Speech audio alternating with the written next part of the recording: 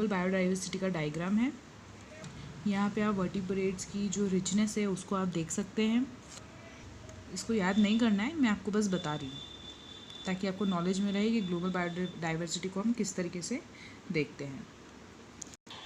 Now next, there are various hypothesis for higher diversity in tropical areas.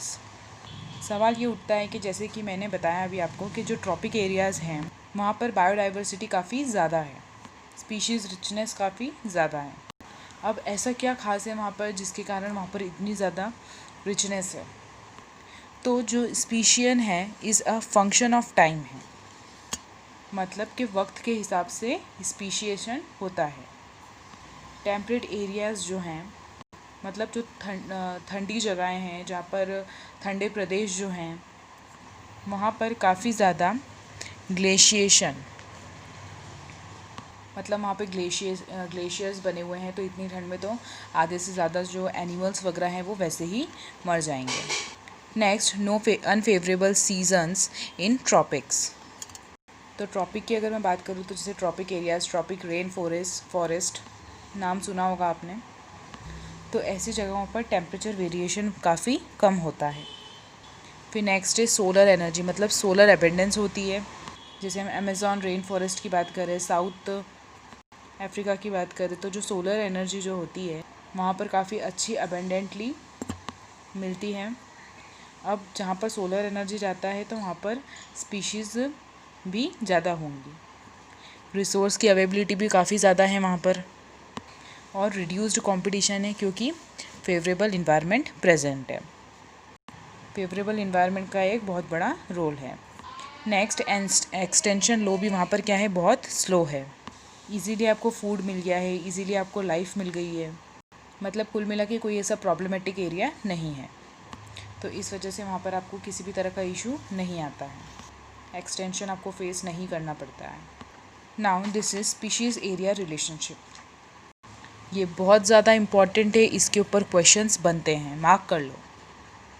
Professor Alexander von जो हैं German naturalist हैं, ये Alexander Humboldt ने इसको explore करके, मतलब खोज करते हुए अपनी इसको बनाया था, जिसमें उन्होंने जो साउथ अमेरिका के जो वाइल्ड एरियाज़ हैं, जो साउथ अमेरिका जो जंगल हैं वहाँ पर अपनी रिसर्च की थी। अब स्पीशीज़ रिचनेस जो है वो एरिया के साथ में हमेशा बढ़ती है, लेकिन सिर्फ एक लिमिट तक। ये उनकी स्टेटमेंट थी।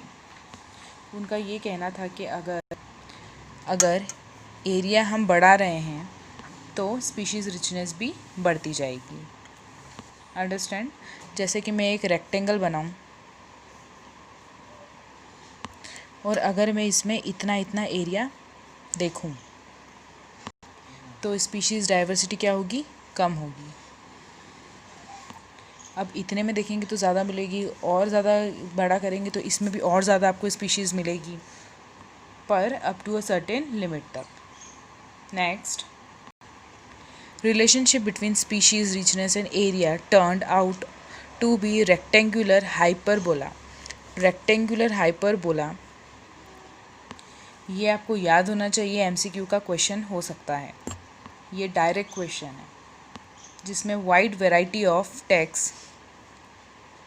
Taxa, whether they are birds, bats, fresh water fishes of flowering plants, ये सब चीज़ें पाई जाती हैं, चाहे वो कोई भी हो, बर्ड्स हो, बैट्स हो, फिशेज हो। अब यहाँ पे लॉगरिथम लगाई जाती है, log s equals to log c plus z log a। ये आपकी किसी भी काम का नहीं, क्योंकि ना आपको सॉल्व करना है ना ये पूछा जाएगा, बस आपके एनसीईआरटी में दे रखा है, इसलिए आपको पता होना चाहिए, बस इसकी इक्वेशन याद रखना, that's it. Next, regression coefficient z। Now this diagram is everything for you, you have to see।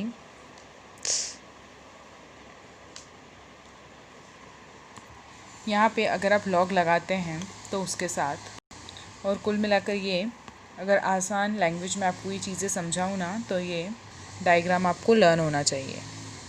जो सिंपल रिलेशन है वो क्या है आपका S=CAZ। फिर जब हम इसको देखेंगे तब ये इस टाइप का लॉग फंक्शन निकल कर आएगा, ये वाला। फिर स्पीशीज़ रिचनेस जो है वो एरिया के साथ में ये देखो यहाँ पर बढ़ेगी। जैसे अगर एरिया हम ज़्यादा ले लें यहाँ पर तो स्पीशीज़ रिचनेस भी क्या हो जाएगी, ज़्यादा हो जाएगी। मतलब जितना बड़ा एरिया लेंगे हम उतनी ज़्यादा स्पीशीज़ रिचनेस बढ़ती जाएगी। तो इस तरीके से इस चार्ट को पढ़ा जाता है, याद रखना है आपको ये। Next, importance of species diversity of ecosystem. मतलब क्या इम्पोर्टेंस है डाइवर्सिटी की किसी भी इकोसिस्टम में।